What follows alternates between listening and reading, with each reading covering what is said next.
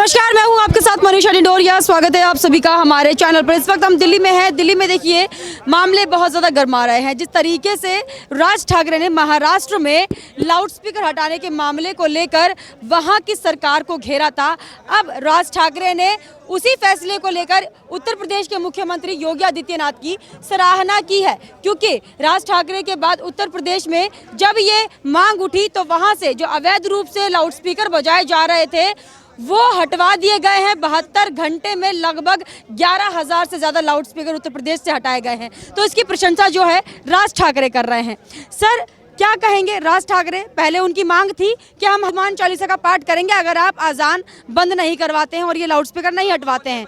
तो उद्धव ठाकरे ने तो केस कर दिया कई लोगों पर, लेकिन वहीं दूसरी तरफ योगी आदित्यनाथ जो है लाउडस्पीकर हटवा रहे हैं। राज ठाकरे ये भी कह रहे हैं कि महाराष्ट्र में हमारे पास योगी नहीं है, हमारे पास भोगी है जिसको सिर्फ सत्ता चाहिए। किसी भी व्यक्ति को किसी दूसरे से कंपेयर करने की आवश्यकता नहीं है। योगी आदित्यनाथ का कंपैरिजन मेरे साथ हो सकता है क्या? मोदी जी के साथ हो सकता है क्या? उद्धव ठाकरे को कह रहे हैं ये भोगी है। साथ हो सकता है क्या? राज ठाकरे के साथ स्वयं हो सकता है क्या योगी जी का? अगर योगी राज ठाकरे मुख्यमंत्री होंगे तो योगी जी का मुकाबला कर लेंगे या उसके बराबर के सन्यासी बन जाएंगे। तो जिसका जो जीवन है वो अपना जीवन जीता है, उसी जीवन में उसे अच्छे काम करने होते हैं। तो अगर महाराष्ट्र का मुख्यमंत्री जो उनका बड़ा भाई है वो ठीक से काम नहीं कर रहा है तो छोटे भाई होने के नाते अपनी जिम्मेदारी निभाए राज ठाकरे। बिल्कुल। तो राज ठाकरे जब भी ये मुद्दे सामने की लाने की कोशिश करते हैं वहां से उद्धव ठाकरे जो है केस कर देते हैं। तो उद्धव ठाकरे हनुमान चालीसा पर इतना ज्यादा क्यों बौखला रहे हैं? ऐसा देखिए, उद्धव ठाकरे और राज ठाकरे की कोई हिंदू मुस्लिम वाली बात नहीं। दोनों भाई भाई हैं। एक भाई सही से काम नहीं कर रहा, दूसरे भाई की जिम्मेदारी है जम के उसको बोले, ठीक करे, सही रास्ते पर ले आए। ये जिम्मेदारी राज ठाकरे की है। छोटे भाई हैं तब भी है, बड़े भाई होते तब भी उनकी होती। तो राज ठाकरे अपनी जिम्मेदारी कस के निभाएं, मैं यही कहूँगा। इससे ज़्यादा कहने की ज़रूरत नहीं। दूसरा, रहा तक उद्धव ठाकरे की ये हनुमान चालीसा पर विरोध करने की बात है, तो उद्धव ठाकरे का अगर ज्ञान हो तो मैं उनको बता दूं कि महाराष्ट्र की सरकार के द्वारा लगातार मठों, मंदिरों, तीर्थों पर, ज्योतिर्लिंगों पर अतिक्रमण किया गया है। आप अतिक्रमण छोड़ दीजिए। अगर आप हमारे मंदिर में आरती कब होगी ये तय कर रहे हैं, मंदिर का गेट कब खुलेगा, उसमें पुजारी कौन पूजा करेगा, कहां धन चढ़ाएगा और किस बिल से वो किस डीएम के, एसपी और तहसीलदार के खाते में जाएगा और किस तरीके से नियंत्रित होगा, पुजारी घुसेगा कि नहीं, असली महंत को उसमें एंट्री है कि नहीं, सब कुछ महाराष्ट्र की सरकार तय करेगी। तो हनुमान चालीसा हम कहाँ पढ़ेंगे ये हम तय करेंगे।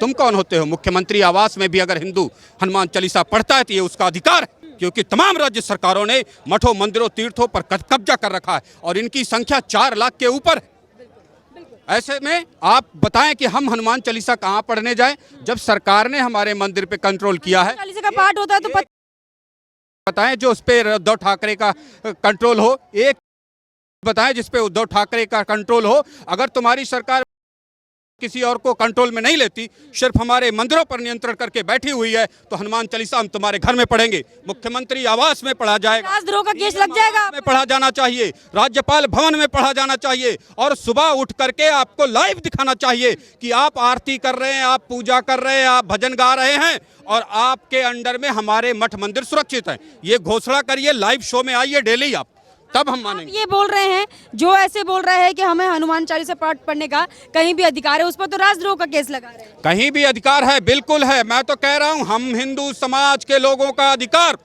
राजभवन में भी है, राष्ट्रपति भवन में भी है, प्रधानमंत्री कार्यालय में भी है, पार्लियामेंट में भी है, क्योंकि 4 लाख मठ मंदिर हमारे सरकारी नियंत्रण में है। हम कहाँ हनुमान चालीसा पढ़ेंगे? हमारे महंत तक को मंदिरों में घुसने की आज़ादी तक नहीं है, हम कहाँ हनुमान चालीसा पढ़ेंगे? ये भारत के राष्ट्रपति, तमाम पार्लियामेंट मेंबर, तमाम सांसद, विधायक, पार्षद बताएं। मैं सबसे पहले एकदम स्पष्ट तौर पे कह सकता हूँ, समाज में साउंड, म्यूजिक ये सब अवैध माना जाता है, फिर भी वो लाउड स्पीकर का फुल साउंड लगा करके 4 किलोमीटर दूर तक आवाज जाती है।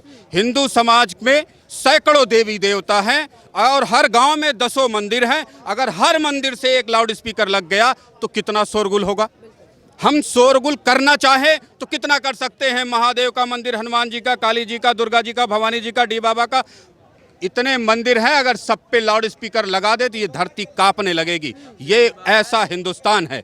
यहाँ 6000 जातियां हैं, 6000 जातियों के अपने देवता हैं, उनके अपने ग्राम देवता हैं, उनके प्रमुख ब्रह्मा विष्णु महेश तो सबके देवता ही हैं, किसी के हनुमान जी, किसी के गणेश जी, इतने देवताओं के अगर मंदिरों पर हम भी 4 किलोमीटर दूर तक जाने वाले लाउड स्पीकर लगा देंगे तो स्थिति मैं कहता हूं धरती कांपने लगेगी, भूकंप आ जाएगा। ऐसे में लाउड स्पीकर अब घनी आबादी में बजाएंगे आप तो प्रॉब्लम होगी। दिल्ली में आप फुल स्पीड में बजाएंगे, घनी आबादी में, शहरी आबादी में तो दिक्कत होगी। ये दिक्कत बहुत लोगों को महसूस हो रही है। तुम्हें समझ में नहीं आता हो तो ना आए, लेकिन अपने घर के बगल वाले बच्चे भी कान दबा लेते हैं जब आपकी अजान आती है। तो एक घनी आबादी में कभी जमाना था जब दूर दूर लोग थे तो उनको ये लाउड स्पीकर से प्रॉब्लम नहीं थी। घनी आबादियों में फुल लाउड स्पीकर बजाओगे, जो इलेक्शन में भी परमिशन नहीं मिलती बजाने की, तो तकलीफ होगी, विरोध होगा, और उस विरोध का सही तरीके से समाधान ढूंढ लीजिए। किसी ओवैसी के चक्कर में, किसी दूसरे के चक्कर में पड़ने की ज़रूरत नहीं है। ये पवित्र अजान है तो पवित्र तरीके से इसको करिए, दूसरों को प्रॉब्लम ना हो, ये ज़्यादा बेहतर। अपनी जो बात रख रहे हैं उसमें ये कह रहे हैं कि हम हनुमान चालीसा का पाठ जो है कहीं भी कर सकते हैं, हिंदुस्तान के किसी भी कोने में कर सकते हैं, किसी का कोई हक नहीं होता है कि आके वो राजद्रोह का केस लगाए। आप क्या कहेंगे जिस तरीके से ये पूरा मामला चल रहा है? अभी राज ठाकरे योगी आदित्यनाथ की तारीफ कर रहे हैं क्योंकि उन्होंने 72 घंटे में 11,000 से ज्यादा अवैध लाउड स्पीकर जो है यूपी से हटा। देखिए, माननीय योगी जी ने जो सराहनीय कदम उठाया है बिना हिंसा के, और इसमें सबसे ज़्यादा मैं अपने मुस्लिम भाइयों का धन्यवाद करना चाहता हूँ जिन्होंने सब कुछ सौंदर्य से अपने आप लाउड स्पीकर मस्जिद से उतारने में उन्होंने हिंदुओं का साथ दिया। हम उनके आभारी हैं, हम उनसे यही कुछ कामना करते हैं। और जो इन्होंने रमज़ान के महीने में, पवित्र महीना है, उसमें अपनी मिसाल पेश की है, हम उनके कायल हैं। और ऐसे ही पूरे देश में उनसे सीख लेनी चाहिए। वो मुस्लिम भाइयों, मेरी अपील है उन भाइयों से, जो उत्तर प्रदेश के मुस्लिम समुदाय से अपील है, पूरे देश में एक बात करें कि ऐसा ना हो, कहीं पे भी डिस्ट्रीब्यूट ना हो, ना दंगे हो। महाराष्ट्र में क्यों ये भाईचारा नहीं दिखाया जा रहा? महाराष्ट्र में क्यों राजद्रोह का केस लगा रहे हैं हनुमान चालीसा? देखिए, जो आप बात कर रहे हैं महाराष्ट्र की, महाराष्ट्र में जो एक हृदय सम्राट, एक हिंदुत्व का नेता था बाला साहब ठाकरे जी। बाला साहब ठाकरे जी के आज मान के लिए उनके पुत्र सत्ता के मोह में ऐसा कर रहे हैं। उनके साथ जो पार्टियां सरकार चला रही हैं, उन्होंने सत्ता के उसमें थोड़ा बात की है। मैं उन बड़े भाई से भी कहूँगा, आपके पिताजी ने हिंदुत्व के लिए, अपनी ख्याति के लिए सरकार ना होते भी सरकार का नाम देते थे, और जो गरीब आदमी से लेकर अमीर आदमी तक मातोश्री में जाकर उनसे फैसले की उम्मीद रखता था। आप उस प्रदेश के मुख्यमंत्री हैं तो आपने भाईचारा एक हल निकालना चाहिए था। नमाज भी पढ़ी जाए और हनुमान चालीसा भी पढ़नी चाहिए। ठीक है, क्या नाम है आपका? मेरा नाम विक्रम मिश्रा मैम। ठीक है, आप बहुत तालियां बजा रहे थे, क्या मुद्दा आपको ऐसा लगा कि आप तालियां बजा रहे थे? मैम, क्या कौन सी बात थी वो? मुद्दा बात अच्छी ये लगी कि उत्तर प्रदेश में जो भी है, ठीक है, हर समुदाय वहाँ भी रहता है, मस्जिदों से, मंदिरों से भी आज और मतलब हट रही हैं, जो भी लाउड स्पीकर की जो अपनी बात है, ठीक है, वो हम उत्तर प्रदेश की मिसाल देते हैं। इस चीज़ पे ताली मैं नहीं, हर बंदा उठाएगा। अच्छा, मानते हैं कि योगी बाबा ही कर पाएंगे ऐसा? उन्होंने कर दिया। दूसरा कोई है भी नहीं है इस देश में। अच्छा। इस देश में कोई नहीं है दूसरा उनके सिवा। और उनको यूपी छोड़ के ना, मैं कहता हूँ यूपी छोड़ के उनको दिल्ली में बैठना चाहिए। अच्छा, जो लाउड स्पीकर हटाना कितना सही है मस्जिदों से? हर जगह से अगर लाउड स्पीकर हटा है, मैं मस्जिद की बात नहीं कर रहा, हर जगह की बात कर रहा, लाउड स्पीकर हटा है वो सबसे अच्छी बात है। मैं 4 बजे तक, मैं अगर 8 बजे 9 बजे 10 बजे तक अगर काम करता हूँ, मुझे भी 8 घंटे सोने की अनुमति है। मैं अगर कहीं भी रहता हूँ, वहाँ 4 बजे से लेके शाम को पता नहीं कितनी बार नमाजें होती हैं। 4 बजे स्टार्ट करते हो आप, और हम सोए कब? हम दिहाड़ी मजदूरी है, मजदूर वाले आदमी हैं, 8 घंटे काम करते हैं, और 8 घंटे के अंदर भी मेरे को सुकून नहीं है, उसके बाद भी सुकून नहीं है। नमाज का एक दायरा होना चाहिए जो कि योगी आदित्यनाथ ने बनाया, सिर्फ मस्जिद के अंदर तक आवाज आनी चाहिए, उसके बाहर नहीं आनी। बिल्कुल, नमाज का सहमत करते हैं?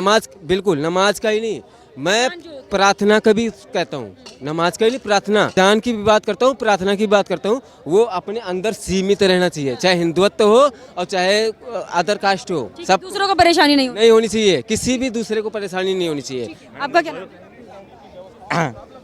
अभी अपना पॉलिटिक्स ऐसा है कि कोई भी जगह पे कुछ भी आ जाता है तो उसको ये हाईलाइट कर देते हैं, और हर एक रिलीजन पॉइंट, अभी एज पर गवर्नमेंट लॉ हम लोगों को 80 डेसिबल से ज़्यादा आवाज़ आता है तो हमारे लिए अच्छा नहीं है। तो मैं कोई प्लेस के बारे में नहीं बोलता हूँ, लेकिन कहीं पे भी माइक है, डीजे भी चलता है शाम को, 80 डेसिबल से ज़्यादा नहीं होना चाहिए, बराबर है। और हर किसी को यही निवेदन है, आपको 10 प्रूफ बजे के बाद बंद कराने का भी कानून है, पुलिस बुला ली जाती है। 10 बजे के बाद क्या, क्यों 80 डेसिबल से ज़्यादा आपको सिर दर्द हो सकता है, स्ट्रेस हो सकता है, इंटरनेशनल स्टैंडर्ड है।